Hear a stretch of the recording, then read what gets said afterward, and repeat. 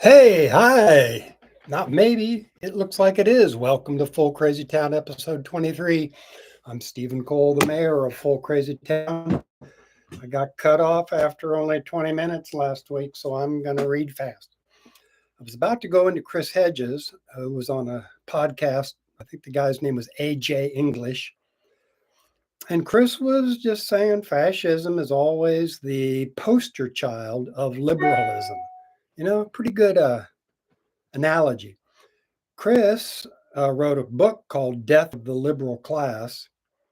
Um, he, I think he got the question was, why did liberalism fail? And Chris says it goes back to the Cold War. So what you did was you created the Cold War liberal and used it to eviscerate the left. Everything has to be politically correct. Everybody has to be groovy, like we are.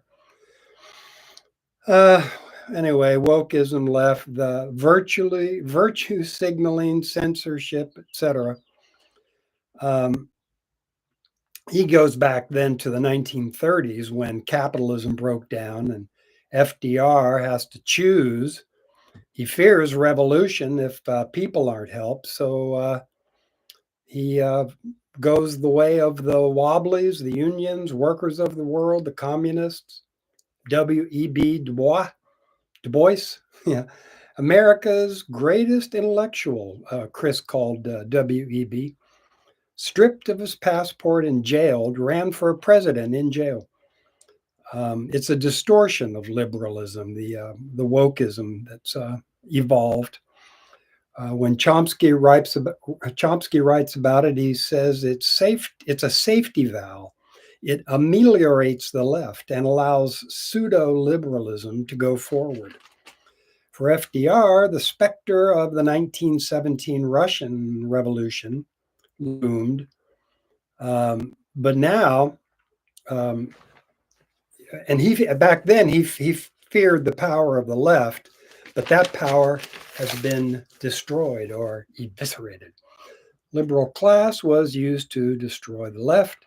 The faux liberal was created in the wake of McCarthyism. Everybody had to be PC. Faux libs like the Clintons, on one hand, they're the corporate hand behind the power. On the other, you have the oligarchs versus corporatists. Yeah, that's what Chris goes on and on about. He says, Chris uses the phrase woke garbage. He says the right tries to deny the legitimacy of LGBT issues, affirmative action issues, immigration, those all dominate. But Chris says it's the corporations that have the woke language and drive the woke movement. What is wokeness? These days, it's a woman CEO. No, it's actually about empowering women, working class, as corporations vied to be the most woke. It's a term that the blacks originally came up with during the civil rights movement to describe people who woke up to the abuses of racist America, Jim Crow laws, capitalism, worker oppression. It was appropriated by the corporatists to make it appear as though they care. Chris is all in for inclusion and respect of all people. Me too. But wokeness in the hands of the ruling class has been used as a cudgel to punish and scold the working class to elevate their own position and to make them and others acceptable members of society, not an evil entity. No, no way. Um, so you had the trans ad for the CIA where the man woman said, I'm trans, like I can torture people at Gitmo. Didn't say that, but that's if the working for the CIA, you can pretty much guess it. Like the pride flags on the bombs in Gaza, so superficial. doesn't deal with the mechanisms of repression, which are primarily economic. The middle class has been destroyed. Everybody thinks they're middle class somehow, but lower income, actual middle income people who are struggling, everybody's, oh yeah, I'm middle class, I'm moving on up. American dream stuff. So now we're facing kind of a rolling fascism. People vote for it out of rage, out of anger, out of desperation, traumatized. Chris says he doesn't agree with woke family members, his woke family members, but he doesn't demonize them because their ideologies are mostly based on ignorance. However, trying to tell them that just sometimes pisses them off. They'll say, I don't want to hear it, or shut the fuck up, or let's talk about something else, interrupt you, criticize one sentence you said 5 minutes ago. Chris can't forgive people like Elon Musk and Trump. These people are racists to the core, and they're misogynists and everything else too, but mainly racist. It's they're using it to decouple ourselves from economic seeds, decoupling ourselves from economic injustice. I guess we're getting off track. We're not able to keep our eyes on the prize. Even MLK Jr. said there'll be no civil rights until there are worker rights. He was killed marching with the sanitation workers in Memphis. Liberals want to help people get the right to vote, but not the right for equal opportunities to make a living or to American dream or to thrive or anything like that.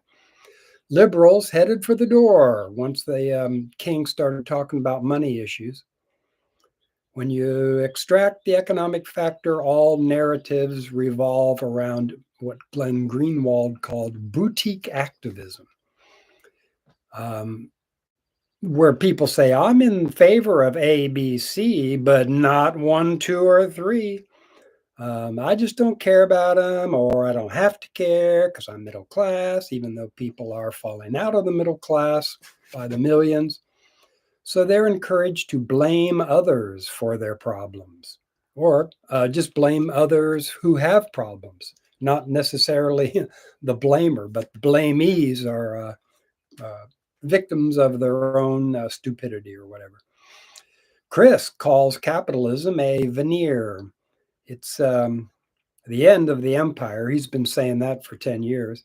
Democracy doesn't exist anymore. You have the symbols, iconography, language of democracy, but internally the corporations and oligarchs have seized all the levers of power. They have ultimate control.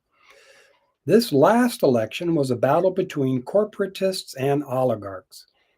The Dems and Repubs, they both want stability, decorum, the kind that Obama and Bush had, even though W was an idiot. The Republicans could clean them up, make them somewhat presidential. So everybody wants stability, especially with trade agreements, because they make investments and they want big returns. Oligarchs, on the other hand, are not concerned with corporates' profits. They want chaos. Bannon said it's about deconstructing the administrative state because it's a pure form of rentier capitalism. Businesses like Amazon keep wages low, collect massive profits, the way landlords used to collect rents from serfs on the property they owned without ever producing anything. Once they get set up, good to go forever and ever and ever. They just set up toll booths like Amazon's digital, what's it called? Digital media platforms, toll booths. Anyway, they're common media and common producers that work together to sell stuff. It's not producing goods. It's a system that once it's set up, it's in cruise control. This deconstruction can be seen in the abolishment of the the of the Department of Ed and other agencies, NGOs, government programs. Everything we need will become, or if it hasn't already, will become privatized. And Chris's book about this was America, the Farewell Tour. His book begins in Scranton, Pennsylvania, where everything's privatized: sewer, parking, electronic services. Rates go up, services go down. Everything. Post office is what they want to privatize the post office, so we can have a dysfunctional post office like the UK has. But Aristotle said, once you create an oligarchic system, the only choices are tyranny or revolution. Trump is a cult figure representing the new uniparty system. Harris was vapid, had no platform except vibes. She promoted her endorsement of Dick Cheney, war criminal. The ruling class is perpetuated by the media. The way they kind of poo-pooed or underplayed the fact that 30 million workers were laid off since Clinton's NAFTA-GATT. Used to be a shoe salesman could make a living wage, could send his kids to college. Wife didn't have to work. Not anymore. Every fascistic system has its own characteristics. Mussolini's was based on ancient Rome. Hail Caesar. Whereas German fascism was rooted in Teutonic myths, Thor and all those war gods. Franco's war was unique to his culture. Basically, it's used to destroy or eviscerate the left and destroy the true liberals who want positive change and to crush dissent. Worshipping Trump is like worshiping Moloch. And I go, wait, who's that? Moloch was the biblical name of a Canaanite god, appears in the Hebrew Bible many times, mainly Leviticus. The Bible strongly condemns practices that are associated with Moloch, which are heavily implied to include child sacrifice. Hate to talk about it. And Chris goes on to talk about the mega churches. They use propaganda, then indoctrination. Once they get you, they're very attractive, want to bring you into their warm embrace, create a whole community of support for you. All you got to do is pledge your fealty to the community, and you can do whatever you want. Pedophile, no problem. Greedy, 7 vices, whatever. It's what Chris calls, when he visited these churches, he said, first the propaganda, they move you to the back room for the indoctrination, where they occupy all your time, all your social time, all your friends, family, all activities. They demonize kids who are gay. Hey, remember God, guns, and gays? Ever since the Reagan years, that's all they've demonized. That's their only platform. Whereas the Dems have the race, gender, and other identity politics agendas. But these guys, the church, they're nationalists, the Christian right, similar to the German church with the Christian cross on one side and the swastika on the other. With Magic Jesus, you don't need labor unions, health care, because Magic Jesus will provide if you just put your faith and trust in the Lord Jesus Christ and the church. Once people shift into magical or mythical thinking, they can't be reached via reason or debate. That's the power of myth. And Chris did a whole article, or almost a book, about the power of myth and how it's almost impossible to pop people out of that way of thinking. People fall back on, the ruling class creates a fake fundamentalism that falls back on traditional values, the silent majority. They don't go all in for that LGBT stuff. But um, um, and Chris asks, is there any moral line left? He points out Israel is becoming isolated. Support will cease, but it'll take time, maybe a generation. It's going to be a slow, ugly slide.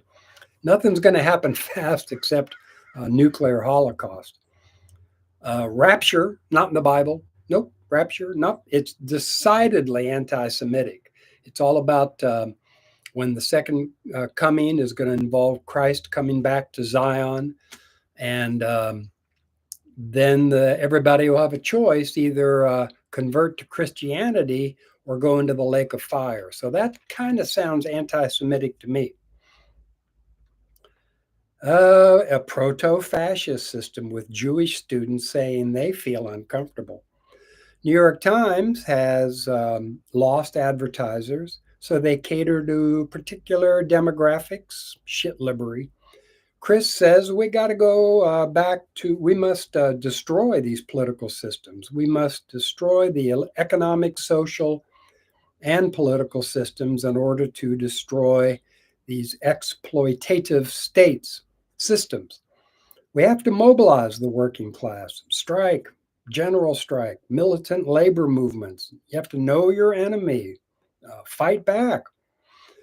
Like Joe Hill, the activist, American labor songwriter, member of the Wobblies, imagined or immigrant worker who frequently faced unemployment and underemployment. But he said the thing, we'll probably never get economic justice, but we have to fight anyway. We have to fight to save our souls. I wrote a letter to the article about or to the editor of the local paper about sending our state militias, no, our National Guard to foreign conflicts, the way somebody, who was that? Oklahoma's National Guard went to Somalia. Sheesh. So I pointed out the cacistocracy is government by the least suitable or competent citizens of the state. The plutocracy, government by the wealthy. It's allowed our oligarchic system to allow a cacistocracy in politics. Chris says it no longer matters if it's true. It only matters if it's correct, politically correct, that is. Professor Richard Wolff goes on Danny Haiphong's show, says Trump's revolution is an example of old policies designed to stave off the inevitable decline of the empire. New policies are things like getting closer to our former adversaries, trying to save our sorry selves. Doge. The old system was like tariffs and trade wars, been going on forever. But then again, everybody says, it's the end of an era, unspeakable denial of everything that's going on. Every other empire has fallen, but everybody seems to echo what Frank said, it can't happen here. Trump and Elon have lip service only. Basically, anything they say they're going to do, don't believe a thing till you see that it's happened. Past tense. Let me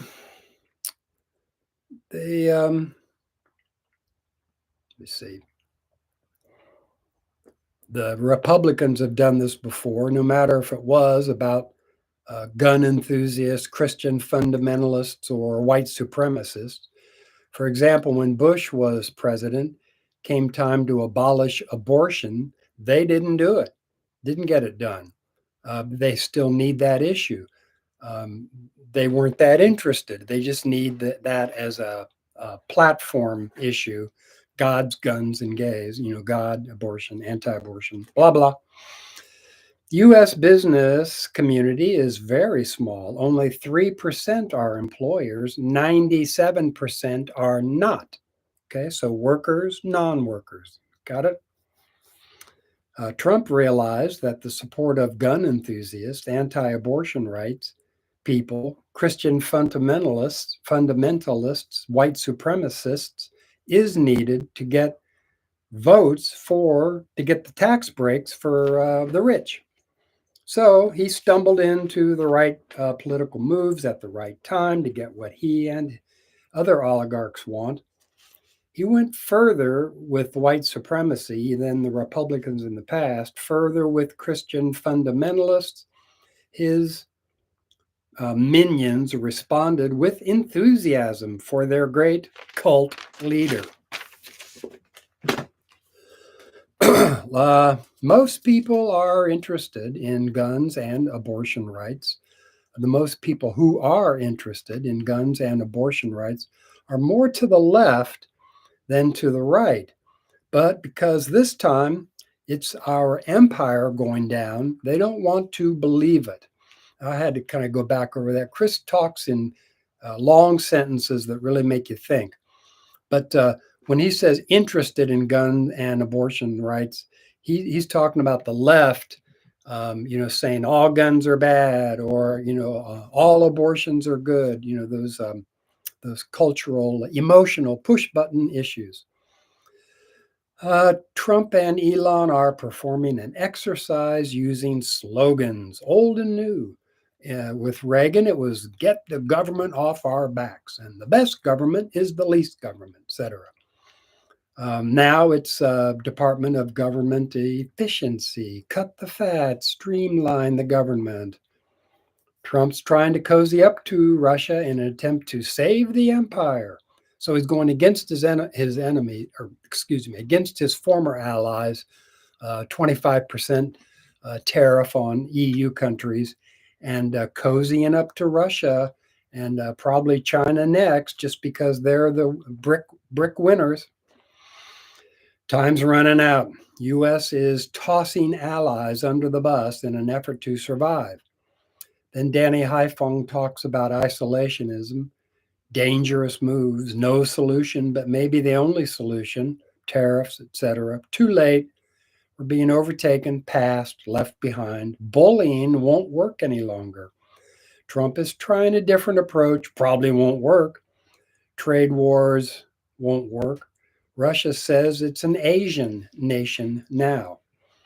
With Matt and Walter on America This Week, Matt was talking about being embedded in Iraq, seeing Baskin Robbins and fast food outlets everywhere, and how each meal for GIs at that time cost $43, probably $4,300 now, and how the Pentagon Papers, Afghan papers say wars are not fought to be won, but only to be everlasting and perpetual. Then there was a Rand Paul quote. Oh, before that, who was talking? Oh, Rand Paul was talking about Bridge Colby, the grandson of former CIA chief director William Colby. Bridge is being nominated for a defense position. He's the son of the guy, forget his name, but Colby's son was a sound engineer for Bob Marley in Jamaica. And there's evidence that this kid gave Bob a pair of boots that had a needle at the end of one of them with a carcinogen that jabbed it into Bob's toe. And that's where his cancer started, spread through his whole body, dead within a year. Anyway, there's a lot of good information, incredible information from John Potash's book, Drugs as Weapons Against Us. Incredible book. And just so jam-packed. The MK Ultra plan has tried to kill every nice activist and singer, songwriter, pure heart ever since the 50s and 60s. Let's see, what was it? Putin used to be on the wait. China, Lenin. Anyway, for Democrats who used to be such peaceniks to even now suggest that peace might be desired in Ukraine, anathema. We can the shitlibs just firmly believe that we cannot abandon the responsibilities of empire. Senator Rand Paul said, why are the decisions of Congress so awful? Because there's a printing press. We have to make a choice. Either we help the poor and the people in this country, or we help the people in Ukraine. A Republican colleague of his said, we shouldn't have to make a choice. And Rand Paul said, yes, you do have to make a choice. The fact that you think we don't have to make a choice is why we're $36 trillion in debt. So which comes first, Ukrainians or Americans? Can't have both. We only have enough money for Social Security, Medicare, Medicaid, and food stamps. Everything else has to come through T-bills. And once those, never mind. Never mind that we should be covering health care, paid maternity leave, free education, etc. Many able-bodied people, maybe they do need to go back to work in order to qualify for Medicaid. Maybe they do need to be examined. Maybe some more, not all. There has to be a case-by-case analysis here. We can't make blanket statements, except Rand Paul makes one who says, maybe able-bodied people need to go back to work. Maybe there needs to be a work requirement to get social services. Maybe food stamps shouldn't buy sugary drinks, Twinkies, ding dongs, and chips. I like that one. Walter says problem is the money for Ukraine is coming back here in the case of defense contractors who pay 1 million people work for the defense industry. All those people take paycheck and buy groceries and cars and houses and things and keeps the GDP economy rolling. Cut that back. You cut that $1 trillion a year for the military back to $500 billion a year. That could tank the economy right there, and that would still be like as much money as Elon Musk has, about $500 billion. So Matt says we're at the what? No, that was Walter.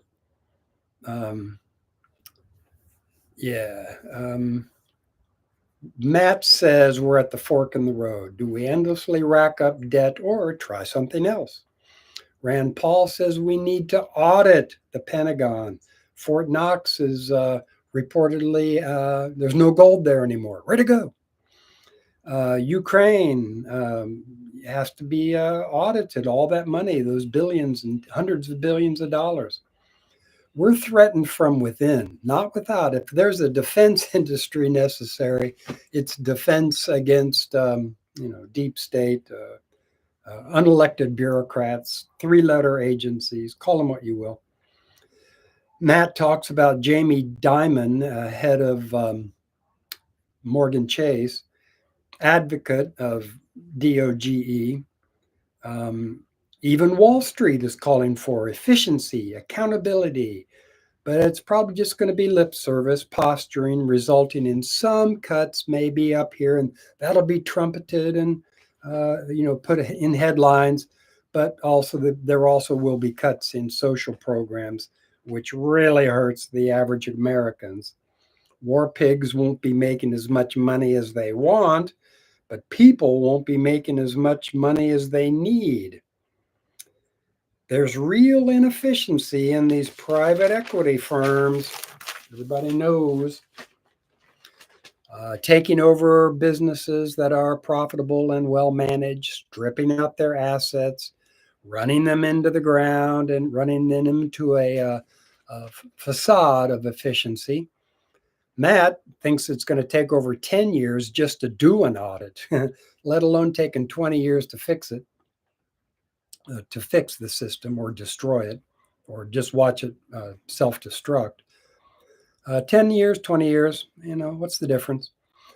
When America was deindustrialized city by city, this is Walter Kern talking, deindustrialization came in bits and drabs and dribs and drabs, city by city, county by county, state by state.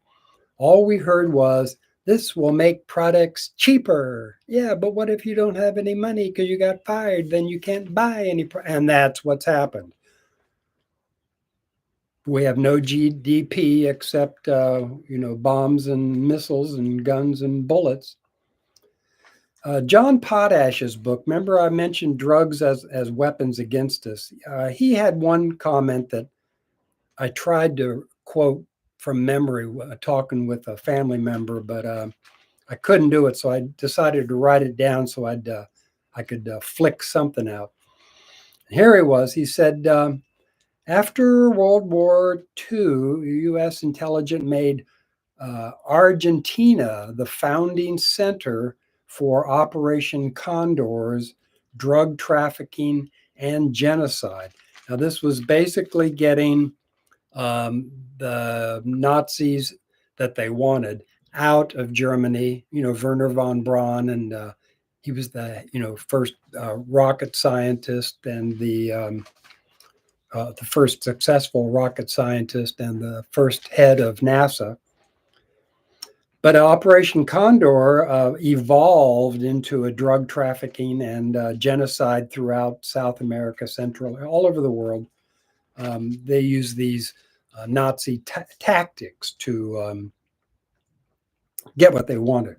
Total control, all the money in the world, crush everybody else, especially the workers and anybody who had something they could take. You can't really take much from the poor except dignity.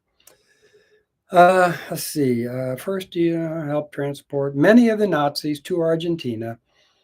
There were several veteran journalists published the controversial investigative conclusion that the US and British intel helped Adolf Hitler and his wife Eva Braun escape to Argentina. 2011 London Daily Mail article summarized the investigation of military historian Simon Dunstan in their book, Grey Wolf, The Escape of Adolf Hitler.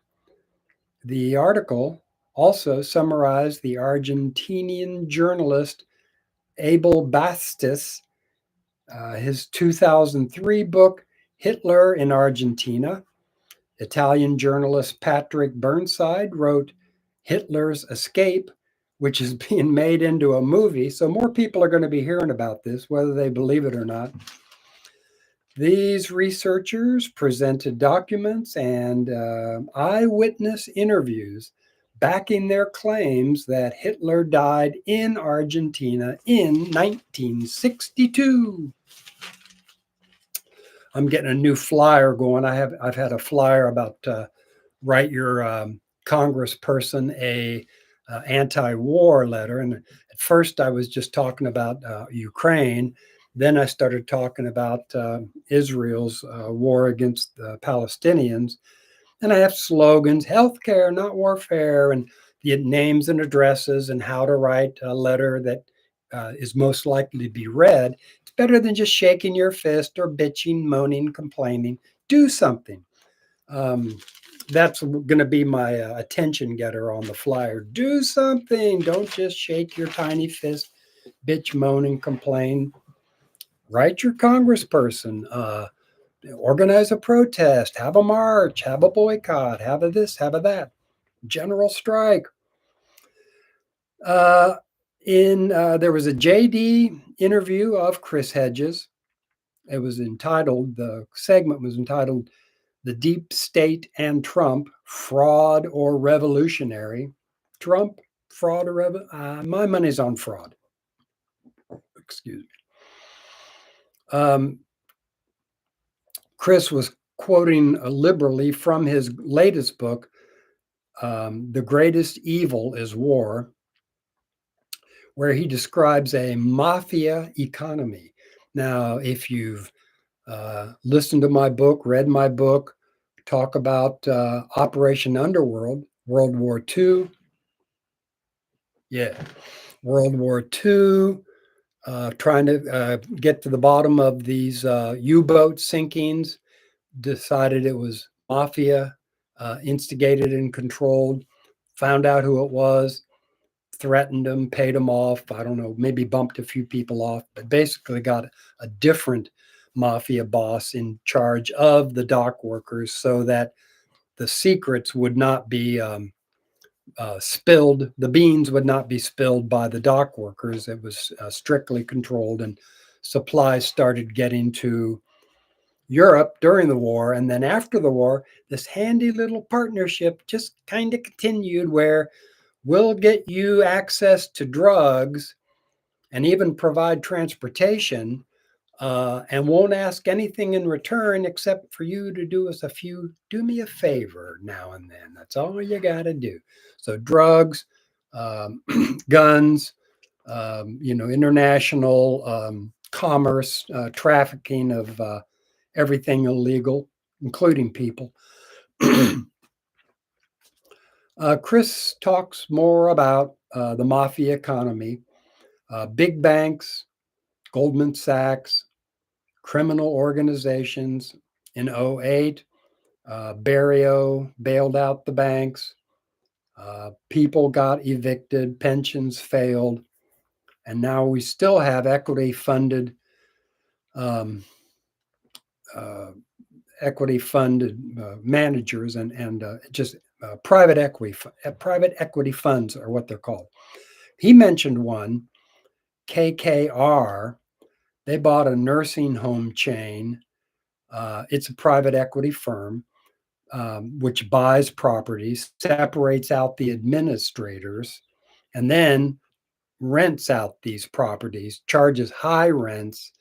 And so then the administrators have to be the ones to cut back on services to make ends meet. Rents keep going up, they go bankrupt. Everybody makes money who is owners by declaring bankruptcy, tax write offs and stuff. And people, a lot of times, out in the street, can't go to home to the kids. Yeah, you'll pull yourself up by your own bootstraps. uh, this forced cities to, or they still continue to force cities to sell utilities. Rates go up, services go down. Game over for the people, game on for the oligarchs. The gift of the Democratic Party was mainly Bill Clinton, Al Gore, who kowtowed to Wall Street, big oil, big pharma, military industrial complex. Game over for people, game on for the mafia economy. In 2016, Michael Moore tried to warn us with a book called Planet of the Humans. I remember this so well. It was all about how these environmental groups have been going since the first Earth Day, 1972, Ralph Nader's idea, and nothing. All they do is you'll see, like on the back of the Sierra Club's magazine, funds for these foundations that do nothing but give money to other foundations so they can pay fewer taxes.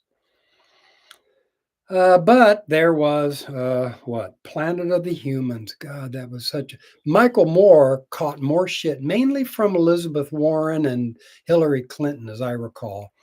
And he was at first going to be just banished, like Dave Chappelle.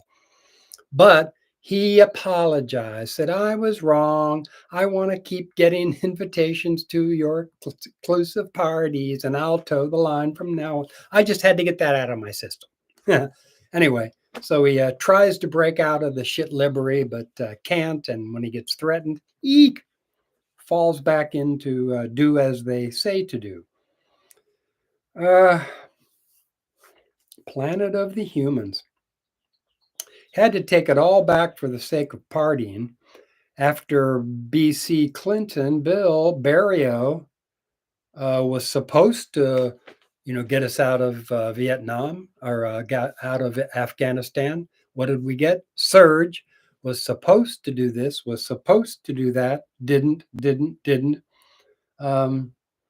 He was this was in the wake of the Bush Cheney years. 8 years of lies about Iraq and weapons of mass destruction, and Barry was just going to be the exact opposite, but he was exactly the same and worse. Went from one war, Iraq, to seven. I think I can still remember them. Iraq, let's see.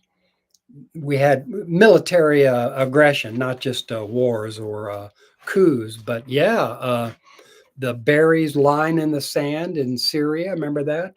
And then um, against Hezbollah via Israel in Lebanon, then Libya, Gaddafi, and he first gave up his nukes, and then they said, "Okay, he's defenseless. Let's go get him." And Hillary, we came, we saw, he died. Ha ha ha ha ha! Absolute evil. I don't want to get in too much to sidetracking. Well, Somalia, Sudan, the other ones. Anyway, supposed to improve the world in the wake of Bush Cheney war criminals, but no. There's a persistent theme now. Christian fascism. I just bought it. I haven't read it yet. I'm still reading. Actually, I got the one Weird Times, Weird Scenes in the Canyon, all about Laurel Canyon and the Manson murders and the Beach Boys and the Crosby, Stills, Nash and Young and the um, Jim Morrison. Dad was a CIA or no, intelligence officer. Zappa's family was involved. And so many of these people got hooked into saying, like, we support you in your music or your radicalism, or the way Kesey went to Stanford and got LSD and liked it. And the MK Ultra people at the CIA said, well, we'll just give you LSD and we'll buy you this bus and paint it all up. And we've been doing the same with Leary out in Millbrook, where he's paying $200 a month for a mansion. And so, yeah, magic bus, you want everybody to be on the bus. And this was after all the acid tests and the hate. And you had the hate free clinic. And then it was infiltrated by these mind control hypnotists.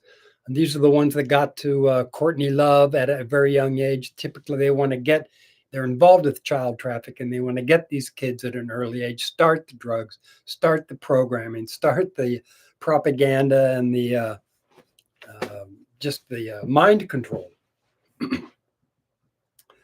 Anyway, that's a whole book and a half. American or Christian fascism and all it entails. Chris talks about how Chomsky and Nader have been talking about this persistent theme. And I really agree with Chris that just, his book on Christian fascism, I know a lot of his quotes just because I've been following it, and I'm sure it's just going to be reinforcing looking at the book, but that's worth reinforcing. That's really something that fully explains how we got here. So Chomsky, Nader, and others have been hammering this theme for decades. It's been ignored by the establishment. And what's scary, says Chris, is the Dems lefty libs say, we just didn't get our messaging right or correct here with this last. That was the problem. Vibes just wasn't good enough. Chris Hedges had a comment about that word correct. Like they say, we just didn't get our messaging correct. Chris said, it no longer matters if it's true. It only matters if it's correct. So that's where I think politically correct came from, is that attitude that we just have to propagandize people into believing that what we say, our speech, is true and righteous, and anything else is hate speech and evil and needs to be crushed. But yeah, what Chris goes on and talks about the messaging doesn't doesn't really work if you're being evicted from your home after the industrial shutdown in your little town, Midwestern town, wherever. Supermarkets boarded up, infrastructure failing, potholes, trash piling up, opiate crisis, suicides, people having to work 70 hours a week, no health insurance or inadequate health insurance to the point where premiums and deductions are more than can be afforded, too expensive. Those kind of issues have zero to do with messaging. It's an assault on the working class. There's no opposition to what's coming. Dems, no opposition, no pushback. They are the duopoly, the uniparty. There's no pushing back against your own best wishes, right? The Dems won't address or even ameliorate real problems. They went adrift. They're non-reality based, both Democrats and Republicans. So then Jimmy was talking about when he went to Rage Against the War Machine, there were lots of right-wingers. They supposedly care about speech because they cared about when Alex Jones and Trump got deplatformed off Twitter. But Jimmy says they care about speech that you hate, and these people like speech that they like. So that's what they call free speech, is if they can condemn those who say what they don't like and then boost up what they like. So another way of saying it is, Jimmy said, if you care about speech that you like, then you have to stand up for speech that you don't like. It's called free speech, not ABC3DE. It's one or the other. It's either free or not free. It's not free if this and not free if that. And another thing, when you hear speech that you don't like, or you're talking to somebody and they interrupt you, cheap shot. They're trying to shut you down. They don't want to hear what they know is true. So if you say something true, they're going to interrupt you and say, well, what about the media 15 years ago? He said this. And so that means everything he said is full of shit. So they'll interrupt, they'll ignore, put their fingers in the air, la, la, la, la, la. And they will just say, shut the fuck up. Or just walk away. Or say, I don't want to know me. Put down, or that's the fastest way for these shit libbers to shut down opposition, is just put down humor, ridicule. You're just stupid. JD made the point at Rage Against the War Machine regarding pro-Palestinian speech.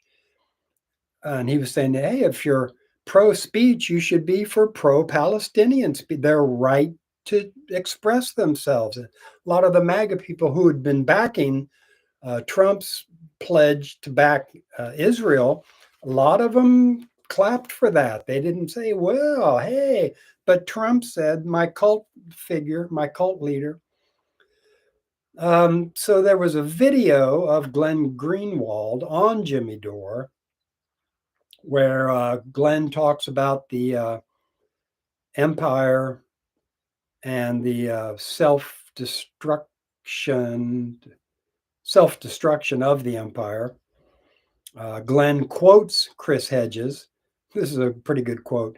The billionaires, Christian fascists, grifters, psychopaths, imbeciles, narcissists, and deviants who have sought control of Congress, the White House, and the courts are cannibalizing the machinery of state. So that's where the term deindustrialization comes from. And coming in under the wire, am I still even? Oh yeah, 49 minutes. Hey, I didn't get cut off this time. Da, da, da, da, da, da, da, da. Hope I can keep going. I don't know any other way to do it, any other platform. I'm really vague and very ignorant when it comes to techie stuff on the computer and online and in uh, on these platforms. It just the ins and outs. I used to be a podcaster with a sub podcast of Revolutionary Blackout Network. That's how I got my start. But I was going to do it anyway. I just got started through kind of a lucky break. A kind of a local guy made a video of me kind of promoting this, that, and the other, and I just sent it in kind of across Facebook and Twitter. And RBN picked it up and got, would you like to be a co-host on one of our subsidiary podcasts? Hell yeah. And I had big arguments with all the other co-hosts who just didn't like my style, and I didn't like theirs either. And I was trying to get to know them before I became a podcaster. Let's get on the phone and just talk for an hour, and just so we're not embarrassing each other live on a pod. No, we need to be adversarial at times. It brings in more. Yeah, well, okay, baby, you just wait. I'm not going to talk about the times where I really drilled those guys and gals uh, about this, that, and the other. But we should stimulate conversation. We should stimulate speech that we don't agree with or don't like. We should debate. We should discuss. We should not name call. We should not yell, shout, scream, point, interrupt, call, name call, all that stuff. But we do because it's easy to get people to hate, hard to get people to love, same as it ever was. But now with the new bumping up the level of concern, I would call it, when you have oligarchs worth $500 billion. Everybody talked about the Israel lobby, AIPAC, buying Congress and threatening to primary anybody that wouldn't vote their way. That takes money. That's more like millions. It's not really billions of dollars, I don't think. I mean, most people will sell out for $10,000. That's what every congressperson gets from AIPAC as soon as they sign on, and they're told, vote our way or we'll primary you. We'll put hundreds of thousands, even millions of dollars into primarying you. Advertise for your primary opponent, just $1 million for every $1,000 that you can spend. Outspend you 1,000 to 1, guaranteed. It's going to work. So that's the way it works as far as the oligarchs and the billionaires. But anytime I get a chance, I'm always forced to read the J. Fletcher Prouty quote, just because it blends into the MK Ultra, the Aleister Crowley, the secret society, the trafficking, the sex trafficking, the child, and the sacrifice. Ex-CIA agent J. Fletcher Prouty, he said, this is back in the 60s, he said about the JFK shooting, that assassination has demonstrated that most of the major events of world significance are masterfully planned and orchestrated by an elite coterie of enormously powerful people who are not of one nation, one ethnic group, or one overridingly important business group. They are a power unto themselves, and for whom these others work. Neither is the power elite of recent origin. Its roots go deep into the past. And I'm always having to talk about Cat Williams, Illuminati. He says, "Oh, I went in there with somebody, I forget who went in there, Ludacris maybe, and they wanted both of us in there, and Ludacris went and I didn't." And there were so many since the Illuminati. There's been so many secret societies. A lot of these were around the Reformation. Galileo, Sir Isaac Newton, and that really just kept on going. That inventions and scientists will be the salvation, and these people who are smarter than the average person will be the ones to lead the world into the greater good and the common cause, and all the money for us and no money for them, and we thrive and they get crushed. But that's the way it's been working, and I'm going to have to bag it. Um, I hope this gets through. I hope I can keep podcasting. It's a great way to vent. I'm always meeting people that want to debate or argue. And I say, just go to fullcrazytown.com. Look at my podcast number 23. And I'm talking about this. I don't want to argue. I already did. I don't want to hear your bullshit locker room talk in the fitness center. So it's a great vent. I would advise everybody to find a way to vent, not to store it all up. It's a way of storing up energy if you are venting appropriately. And so that gives you the strength when real adversity hits. And I'm going through some family crises right now that I'm able to persevere. And real quick, just in the 3 minutes I have, the way I've been able to do it is by watching things like the afterlife, and there's people who say when you die, you see a light that's very inviting. Go for the light, and I'm encouraged by um, cultures like the Mexican Dios de los Muertos, the Day of the Dead, our Halloween, when the bridge between the dead and the undead is open, and people can go back and forth and visit with friends, family, and pets. And the movie Coco is about a kid's dog that dies, goes over the Rainbow Bridge. He wants his dog. He goes over, and the people on the other side, the dead on the other side, no undead allowed, and they chase him back, and he disguises himself to look like a skeleton, and goes back again, and he's trying to find his music idol. But there's great music, Mexican music, and very good throughout. It almost is a background music throughout the whole thing. It's very well done. And when I think about the afterlife, and I was raised Presbyterian, what happens when you die? Well, you go up. St. Peter at the Golden Gate looks at your like Santa Claus. Have you been naughty or nice? Oh, there's too many. The scale again on naughty scale is you go to hell, the lake of fire. I don't want to believe that. What? Because if I my sister died 18 months ago. My wife is in hospice now, and I just prefer. I've had many, many pets. I prefer to think about the movie Coco, and that when I die, all my pets and friends and family and acquaintances that I've liked are on the other side of the Rainbow Bridge, and we're all reunited again. So I really like that. There's a lot of 1 minute.